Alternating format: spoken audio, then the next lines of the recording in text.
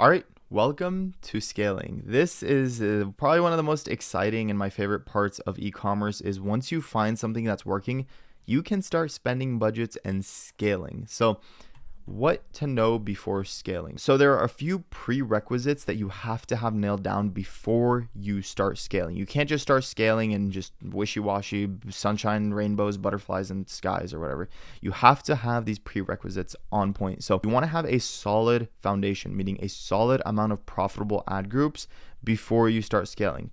If you have 1, 2, 3 profitable ad groups, and they're barely working, they're barely profitable, or even you have one very, very profitable ad group, nothing else is profitable, it's not a good time to start scaling. You want to have multiple ad groups that are proven and have shown results time over time, and those are ready to be scaled. Because then if you're scaling something that isn't showing results, you're scaling downwards. If something is negative and you're trying to scale it, you're just going to go even more negative. So make sure you nail this step down.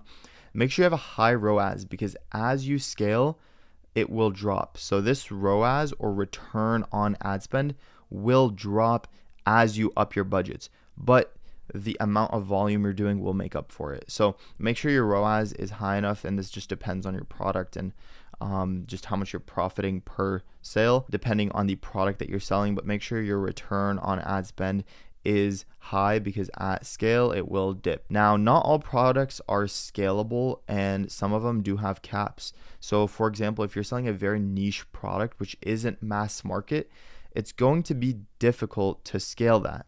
And the reasoning behind that is because, pretty obvious, it's not mass market. So sometimes some products work better just coasting at $100 a day in ad spend to $500 a day in ad spend, whereas some products you could scale all the way to $10,000 a day in ad spend. So these are all variables, and it depends on your situation. Make sure your backend systems are on point, and make sure you have cash flow ready and be prepared for holds. Stripe, PayPal, all these payment processors at high scale will definitely put some holds on you. Now, it's not going to be the case all the time, but just be prepared so that you're not surprised when it does happen. Now, just a little tip, scaling means increasing budgets. So anything that will get you to spend more the next day can be considered scaling. Here are some different methods. So these are some simple scaling strategies. Duplicating profitable ad groups without changing a single thing. Let's say you have an interest targeting people who are interested in health and beauty. And let's say that health and beauty interest is working really, really well. You can simply duplicate it 3-4 times and just let it run for the next day. That's one way of scaling, because you're essentially spending more money. Another way is increasing the budget on profitable ad groups. So let's say you have the beauty and health interest. What you could do is, without duplicating it, directly increase the budget from 20 to 40, from 40 to 100, from 100 to 200, from 200 to 500, and so on. You could go ahead and just increase the budgets gradually. This I really don't like doing unless I have a lot of consistent ad groups working. And yeah, the next one is grabbing the top 5 performing ad groups and placing them in a CBO at $100 per day. Now, let's say you have 5 broad ad groups, just 5 ad groups targeting nothing.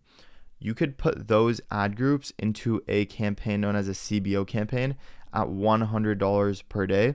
And once that does well, or if that does well, you can increase this from 100 to 250, from 250 to 500. Or you could simply just do the same thing that I mentioned here. Just duplicate the CBO campaign at $100 a day.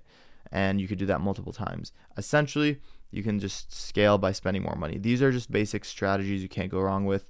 There are, of course, more complex ones, but these strategies right here can get you to 5 to 10K a day if you have an offer that's working. For example, for this store right here, which I'm just testing out, you guys can see that we have a pretty good amount of profitable ad groups. We have these 4 right here, which are working really, really well. One thing I can do is go ahead and just duplicate this one right here. You guys can see we have 8 conversions at a $7 cost per acquisition, which is really, really good.